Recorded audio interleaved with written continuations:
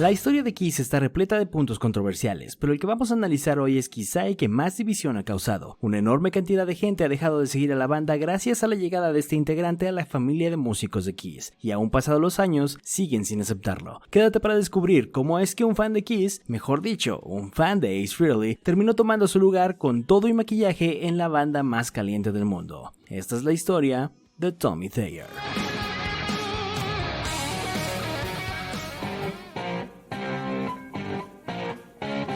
Thomas Cunningham Thayer nació el 7 de noviembre de 1960 en Portland, Oregon. Desde muy pequeño sintió la fascinación por la música, principalmente inspirado por su madre Patricia, quien era una muy entrenada artista que cantaba, tocaba el piano y el violín, por lo que cuando vio que su pequeño hijo comenzaba a tener cierta fascinación por la música, lo animó a aprender a tocar un instrumento. La primera elección de Tommy fue el saxofón, comenzando a tomar lecciones desde que tenía apenas 10 años, aunque eso sí, cuando el rock llegó a su vida también le dio por tomar una guitarra eléctrica e inició tratando de emular las canciones de sus héroes, entre los que estaban Deep Purple, Alice Cooper y Black Sabbath. Pero su vida estaba a punto de tomar un nuevo rumbo hacia una gran aventura cuando en la Navidad de 1974 sostuvo en sus manos la portada de un álbum que le llamó enormemente la atención. En ella figuraban únicamente los rostros maquillados de 4 personas en un fondo negro. Al llevarlo a casa y escucharlo de principio a fin, quedó absolutamente fascinado con la propuesta y decidió convertirse en un fiel seguidor de aquella banda llamada Kiss. Por supuesto, la experiencia no estaría completa sin presenciar uno de sus shows y saber lo que estos tipos tenían que ofrecer en concierto, por lo que cuando se enteró que Kiss llegaría a su localidad en 1975, fue a verlos por primera vez enloqueciendo con semejante espectáculo, así que se convirtió en un asistente recurrente yendo a tantos shows de Kiss como pudo. Incluso en 1976 llegó temprano para escuchar el soundcheck en el que pudo presenciar material inédito, para el momento, del álbum Destroyer, y que quede claro que su integrante favorito era Ace Frehley. Llegando a mediados de 1975, con Tommy aún en secundaria, conoció a su partner in crime, ya saben, la dupla creativa, como John Lennon y Paul McCartney, Gene Simmons y Paul Stanley. Eso para Tommy fue Jamie Harris Bond, luego conocido como Jamie St. James. Sus caminos se cruzaron cuando tocaban con sus respectivas marching bands, lo que vendría siendo como una banda de guerra en el desfile del Festival Rose. Tommy tocaba saxofón para Sunset y Jamie tambores para Cleveland. Tras algunos años de pertenecer a bandas de garage, Jamie y Tommy deciden formar Movie Star en 1979, con Tommy tocando la guitarra y Jamie la batería. En sus inicios tocaban power pop, pero no se sentían del todo cómodos, así que hicieron un par de ajustes, primero cambiando el nombre a Love by Millions y luego pasando a Jamie de la batería a vocalista líder. A la banda le costó bastante encontrar una formación estable, pero al fin lo lograron en 1981, año en el que Tommy decide cambiar el nombre a Black and Blue.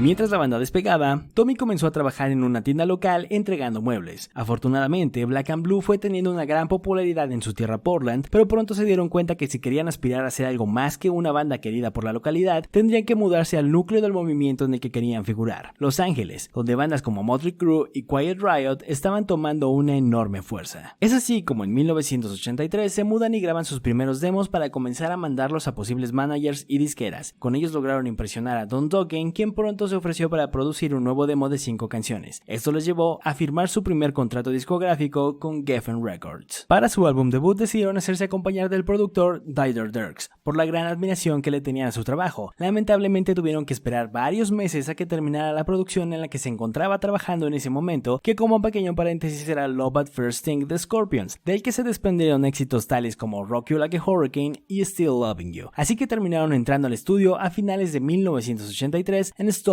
Alemania. Mientras esperaban el lanzamiento de su álbum, su primer gran impulso fue dado por la disquera llamada Metal Blade de Brian Slagel, quienes incluyeron a Black and Blue en un álbum recopilatorio llamado Metal Massacre, que decidieron hacer únicamente con el objetivo de ayudar a bandas nuevas a que se dieran a conocer y ya sea llegaran a nuevas audiencias o consiguieran un contrato. En esa edición, Black and Blue terminó compartiendo tracklist con bandas como Rat y otra que luego tendría un éxito considerable llamada Metallica. El álbum titulado simplemente Black and Blue salió al mercado en agosto de 1984 con la canción Hold On To 18 como sencillo, del cual también hicieron un videoclip. Tuvo un éxito muy menor a pesar de la promoción que lograron hacer, siendo acto abridor de Whitesnake y Aerosmith. Pero nada los alejaría de intentar seguir su camino hacia la fama y entraron de nuevo al estudio de grabación haciendo un pequeño ajuste a su concepto y trayendo esta vez al productor Bruce Fairbairn. Este segundo álbum se tituló Without Love, salió en agosto de 1985 y curiosamente Bruce se acercó a la banda a trabajar con el baterista y compositor Jim Ballard, Balance, quien apenas en 1982 trabajó junto a Gene Simmons y Bryan Adams en la creación de las canciones Rock and Roll Hell y War Machine. Mientras Black and Blue hacía uno de sus conciertos en Long Beach, Gene Simmons y Paul Stanley asistieron a verlos y les gustaron tanto que decidieron llevarlos con ellos como acto abridor en la gira Asylum. Durante el periodo que estuvieron juntos, Gene Simmons se hizo más cercano a los integrantes de la banda y con la naturaleza y personalidad de Gene terminó siendo elegido como el productor para su tercer producción discográfica titulada Nasty Nasty, lanzada en agosto de 1986. Una gran curiosidad de este álbum es que Gene trajo para hacer coros nada más y nada menos que a Peter Criss. Él figura en la canción Best in West. Otra curiosidad que podemos destacar es que la propia canción titular, Nasty Nasty, tiene una base inicial muy similar a Domino, que se lanzaría años después en Revenge.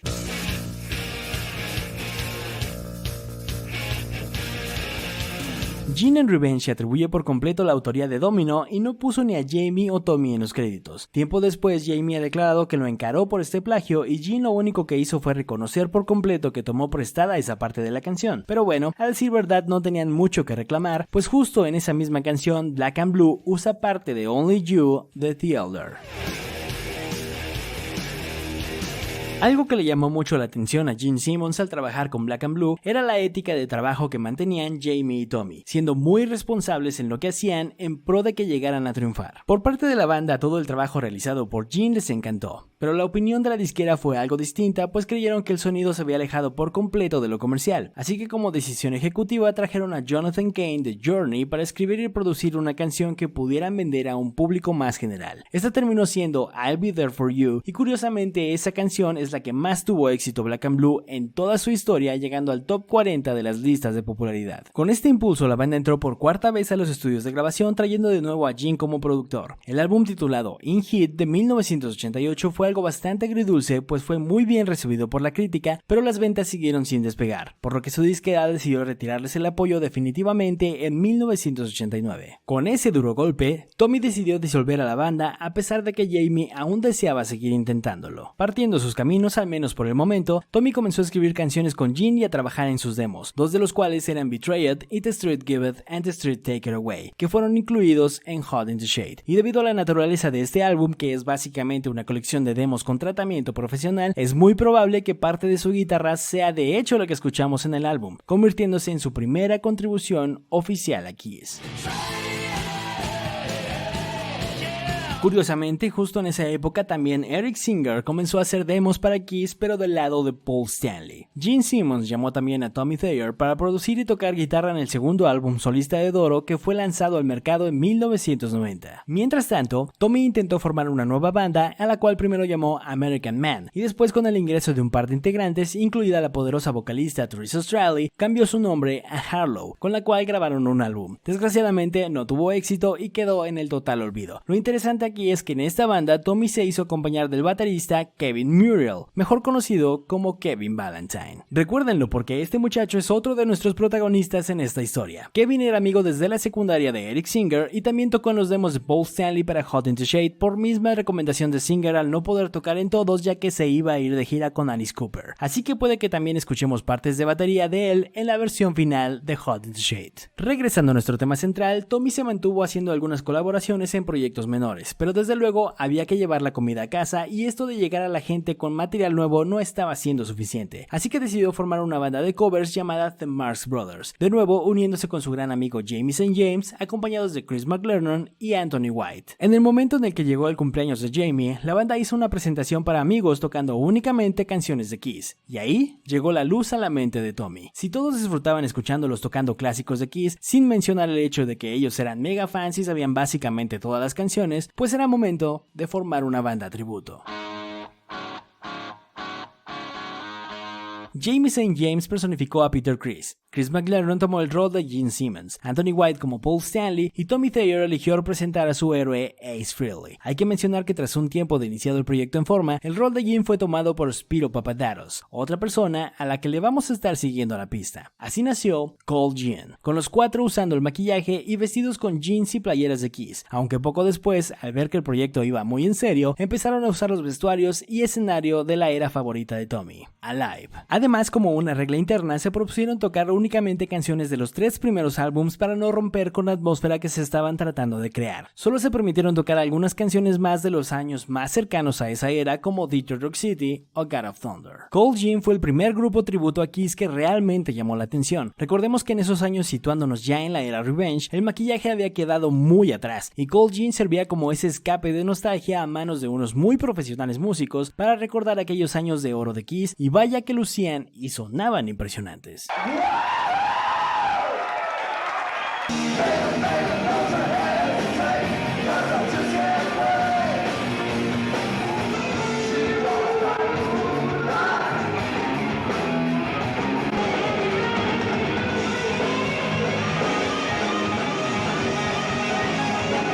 La banda llegó a agendar un gran número de fechas en Estados Unidos y Japón, y no olvidemos que con Gene Simmons de alguna forma de su lado, no había temor porque en algún momento cayera una demanda. Pero eso sí, para que Simmons estuviera tranquilo, tuvieron que firmar una carta de suspensión de labores sin fecha fija que Kiss podría usar en su contra en determinado momento si es que las cosas llegaran a salirse de control. Cold Gin comenzó a ganar notoriedad, siendo cubiertos por diversos medios como periódicos y noticias locales, pero una de sus presentaciones más importantes fue un evento privado, nada más y nada menos que la fiesta de cumpleaños de Paul Stanley, justo cuando estaba llegando a sus 40 años de edad. Este momento incluso fue inmortalizado en una gran y predictora fotografía donde vemos a todo Kiss junto a Cold Gin. Este momento incluso fue publicado en el cómic Kiss Nation de Marvel, una publicación oficial, así que podemos considerar que Cold Gin es la primera banda tributo a la que Kiss le ha dado no solo permiso, sino hasta promoción de cierta forma. Para muchas personas, Cold Gin sirvió a Kiss para ir haciendo una especie de estudio de mercado en el que fueron viendo la respuesta de la gente a estas alturas a un show con 4 tipos maquillados brincando y bailando por todo el escenario. A la par, Tommy siguió insistiendo en lograr éxito en el mundo de la música, tanto componiendo como integrándose a un par de bandas nuevas de nombre Shake the Fate y Number 9, de nuevo sin lograr figurar. Entonces Gene Simmons decidió tener una conversación a corazón abierto con Tommy, donde le dijo todo lo que admiraba de él, pero que dejara de insistir, pues su carrera musical no iba a ningún lado. Así que le dio 2 opciones: seguir intentándolo eternamente o irse con él a trabajar con Kiss, aún sin saber en qué puesto lo iba a colocar. Debía estar dispuesto a todo. Tommy comenzó a ser el chico que les traía la comida, que les traía el café, que les ayudaba a tareas domésticas y cosas por el estilo. Eso hasta que le fue otorgada sus 2 primeras grandes tareas. Un poco de contexto. Durante esta época las Kiss Expo organizadas por fans estaban teniendo un gran foco de atención. Eran eventos no oficiales que simples particulares armaban contratando ex miembros de Kiss para hacer firmas de autógrafos, más expositores vendiendo mercancía, proyección de conciertos, bandas tributo, todo un arsenal de entretenimiento para la Kiss Army. Si bien Kiss no hizo nada por eliminarlas, bueno,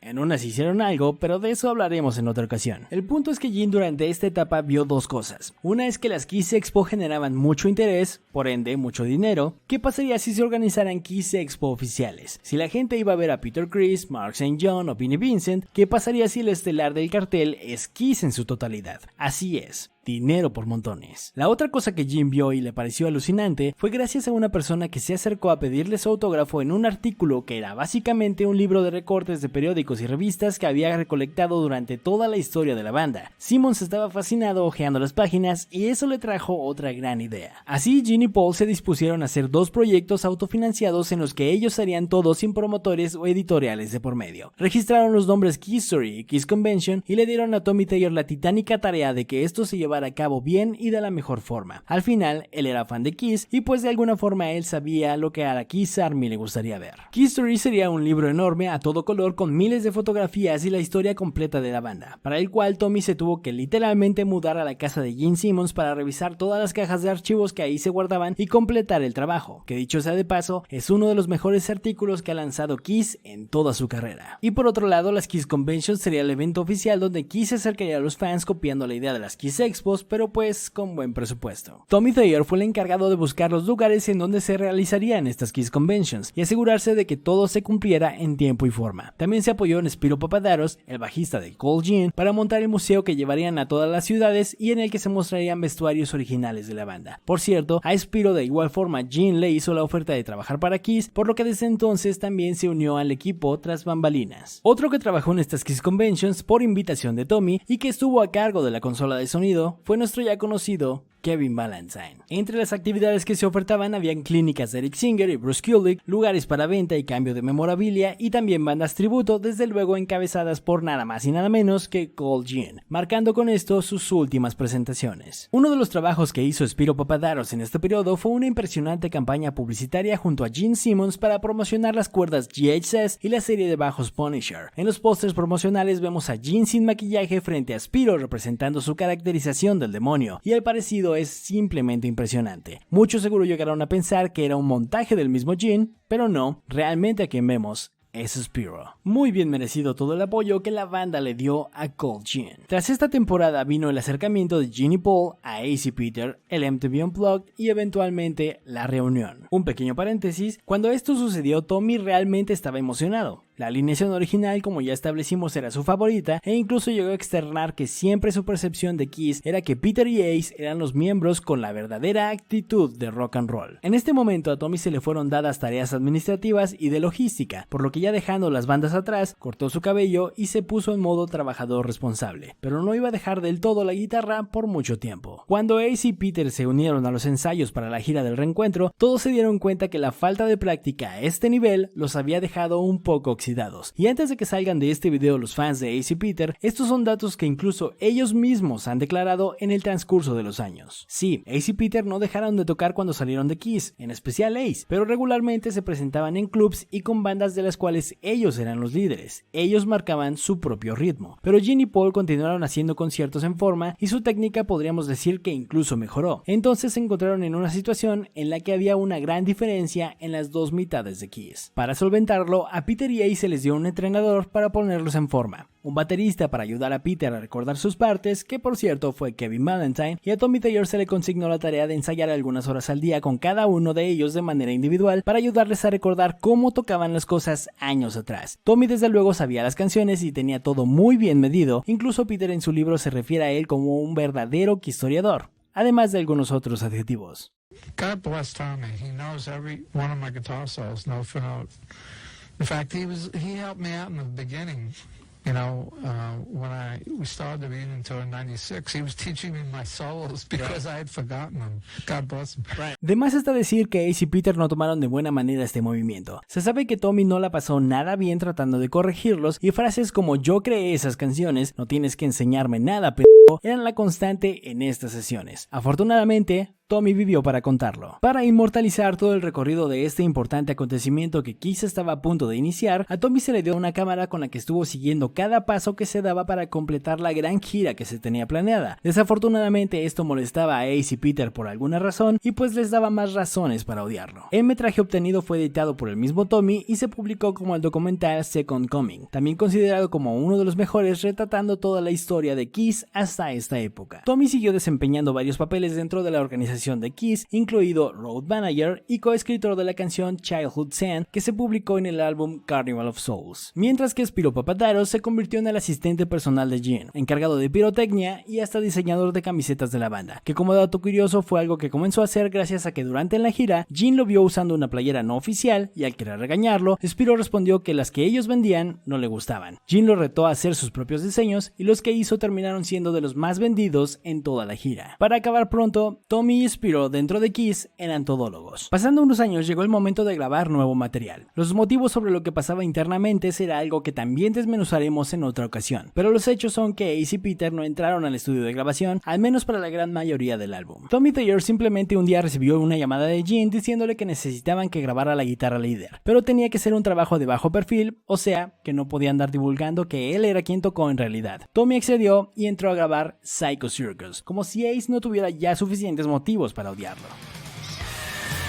Para reemplazar a Peter Criss se usó desde luego al ya recurrente baterista Kevin Valentine, y además el productor que se usaría esta vez sería Bruce Fairbairn, otro viejo conocido de esta historia, quien fue el productor del segundo álbum de Black and Blue. La gira Psycho Circus transcurrió como la gira de la reunión, con altibajos, peleas internas y demás, hasta que fue momento de anunciar la gira de despedida. Farewell Tour sería la última oportunidad para ver a Kiss en acción, la última vez que Gene, Paul, Ace y Peter recorrerían el mundo o al menos parte de él para despedirse de su audiencia. En esta gira los ánimos entre los cuatro estaban muy tensos, no podía ocultarse, no se soportaban y nadie quería estar ahí. Los problemas con Ace y Peter se acrecentaron, lo cual volvía loco a Tommy, quien era el principal responsable de la gira. Su labor en este momento consistía en hacer que todo estuviera en tiempo para el show, incluido que Ace y Peter llegaran a tiempo a los lugares donde se presentarían, y vaya que se lo hacían difícil. Ace en particular perdía vuelos una y otra vez. Cuando lo iban a recoger a su casa tardaba horas en salir y siempre tenía a todos con la intriga de si iba a poder llegar a tiempo al show. Como una especie de seguro por el determinado caso de que algo saliera mal y de plano no pudiera llegar, se tomó la decisión de hacer a Tommy un vestuario el cual estaba listo para que lo usara y tomara el rol reemplazando a Ace, sabiendo que conocía todo a la perfección y no tendría ningún tipo de problema. Afortunada o desafortunadamente, como ustedes lo quieran ver, eso nunca pasó, pero hubo una vez en la que sí dejaron a Tommy vestido y alborotado. Una buena tarde, Ace no salía de su casa para llevarlo al aeropuerto. Las horas pasaban, vuelos se perdían y simplemente no había respuesta. La versión completamente oficial de Ace es que en su casa había una situación que no le permitía salir, siendo esta que un venado cayó a su piscina, se murió, nadie podía sacarlo, su familia estaba asustadísima y pues problemas de gente rica. Muy entendible que Kiss quedara en ese momento en segundo término. Después de minutos de verdadera tensión, Ace pudo irse, llegó al aeropuerto y pudo salir de último minuto en otro vuelo. Mientras tanto, en el recinto a Tommy se le dio la instrucción de maquillarse y ponerse el traje, pues veían con mucha dificultad que Ace se presentara. Algunos minutos después, Ace apareció, vio a Tommy maquillado y lo saludó como si nada pasara. Para Ace, el que Kiss trajera un traje a la medida de Tommy era simplemente para tratar de amedrentarlo y nunca lo tomó con seriedad. Eso hasta que llegaron las fechas de Japón de la gira. Peter decidió no participar y trajeron a Eric Singer para reemplazarlo con todo y maquillaje de Catman. En ese momento Ace comenzó a tomar otra actitud, ya sea porque eran las últimas fechas de la gira, que Eric Singer le daba otro empuje a las canciones o que sí vio que totalmente era posible que lo reemplazaran.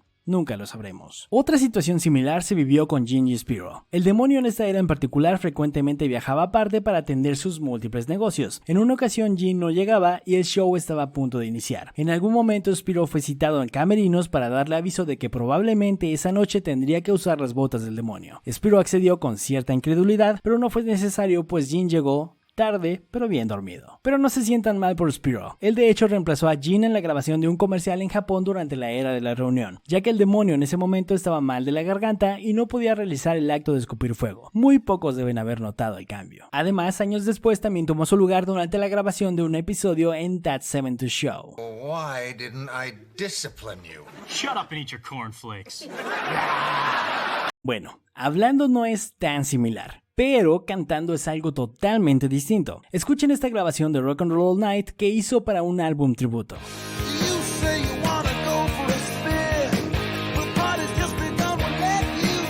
Simplemente alucinante. Pero siguiendo, el último de los exabruptos que tendría que soportar Tommy con Ace fue precisamente en el último concierto de la gira Farewell ofrecido en Australia. Justo al final, Ace se quedó solo en camerinos quitándose el maquillaje y decidió dejar que su novia entrara al cuarto con él. La banda tenía una regla de no dejar que esposas, novias, amantes o amigas cariñosas entraran al lugar donde ellos se vestían, pero Ace pensó que siendo el fin, no tendría importancia. Tommy, al ver una chica dentro, decidió recordarle a Ace las reglas, a lo que Ace respondió levantándose de su lugar y propinándole un golpe que lo tumbó al suelo. ¿Así o más actitud de rock and roll, Tommy? Después de esa presentación, en febrero del 2002, Kiss de nuevo con Eric Singer y Ace Frehley tuvieron un par de presentaciones especiales para televisión en un desfile de modas conocido como Rock the Runaway y otra en el cierre de los Juegos Olímpicos de Invierno en Salt Lake City. En ese año, el mes de marzo, se extendió una invitación a Kiss para tocar en la fiesta privada de un banquero ruso en Jamaica, algo que no querían dejar pasar pues se les ofreció mucho dinero. Cuando se le dijo a Ace sobre esto, su reacción tiene dos versiones. Una es que supo que Gin y Paul no iban a dejar nunca la banda en serio y decidió ya no regresar. Y la otra es que Ace temió por su vida pensando que Gin y Paul estaban inventando esto para llevarlo a un lugar apartado de Estados Unidos y al fin matarlo. En su defensa, eso del banquero ruso sí suena bastante sospechoso, pero Kiss de hecho sí se presentó en tal fiesta y en ese momento Tommy entró como reemplazo en el escenario por primera vez con Kiss. Ace abandonó la banda para siempre y dejó de contestar las llamadas de Gin y Paul que seguían buscándolo insistentemente. aunque en la actualidad no les guste reconocerlo. Lo buscaron para que apareciera en una presentación en televisión en el programa de Dick Clark, pero la respuesta otra vez fue no. Tommy de nuevo entró como reemplazo, ahora mostrándose ante una audiencia un poco más grande, mientras Gene y Paul trataban de hacer regresar a Ace. Una muy buena anécdota al respecto la encontramos en una expo diagonal encuentro con fans que Ace hizo ese mismo año el día de su cumpleaños, solo 2 meses después del evento de Jamaica, con algunos afortunados fans a los cuales, pues ya entrando en confianza, les comenzó a soltar algunas declaraciones sobre el hartazgo que ya representaba para él estar en Kiss. Then he fucking calls me up and he says, we're gonna do another tour. I go, you may be doing a tour. You can put Tommy Thayer in makeup. I don't give a fuck. But I don't think he can sing or do the moves like me. All he does is fucking concentrate on the negative shit. He never fucking praises me for the positive shit I've done. Because he's afraid, because he knows I'm the fucking best musician in the band. And he was supposed to come today, and my attorney said, you better not come, because Ace will probably kick the shit out of you. En eso estaba Ace cuando de pronto...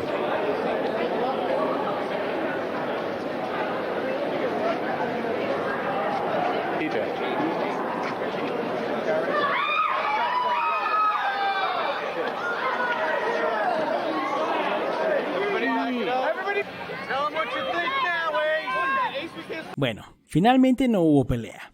En fin, a finales del 2002, Kiss comenzó a hacer planes para regresar a los escenarios con el pretexto de festejar el 30 aniversario de la banda. Peter regresó, pues algunos dicen que por contrato la banda se vio obligada a regresarlo, pero en el caso de Ace y ante su rotunda negativa a regresar, el puesto se le dio inmediatamente a Tommy Thayer. Ese concierto terminó siendo el Kiss Symphony, el debut ya en forma del nuevo Spaceman. A partir de entonces siguió ejerciendo el puesto en todas las siguientes giras sin que Gene y Paul siquiera se detuvieran a pensar en alguna otra opción. Para ellos casi fue como un paso natural. Nunca les pasó por la cabeza el crear nuevos personajes o buscar a alguna otra persona. En el caso de Peter solo duró una gira más hasta que decidieron ya no renovarle el contrato, con lo que regresaron a Eric Singer con maquillaje y así se terminaría formando la alineación con la que Kiss recorrería el mundo durante prácticamente 2 décadas más. Muchos se cuestionan los motivos por los que la banda no hizo una audición, o hasta el por qué no regresaron a Bruce Kulick. La realidad es que podríamos decir que Tommy hizo la audición más grande de todas, y en cada momento demostró ser un empleado leal al que no le importaba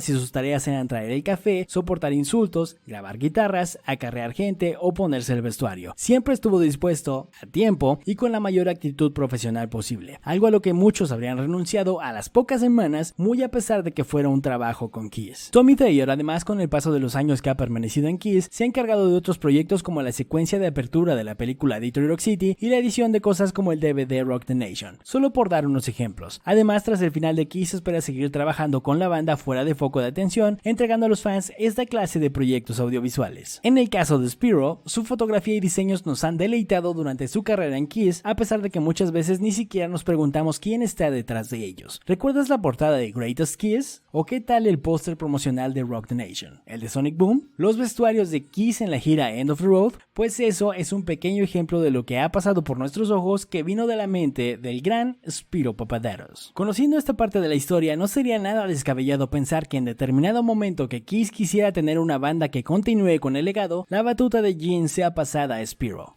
O de plano que regrese Cole Gene para hacernos recordar aquella nostalgia de la era de oro de Kiss. Este es el marcado ejemplo en el universo Kiss de esas historias que suelen contarse en las que alguien inicia desde abajo y termina siendo algo muy importante, gracias simplemente a trabajo constante y responsabilidad. Uno solo puede fantasear e imaginarse estando en su lugar. El resto es History.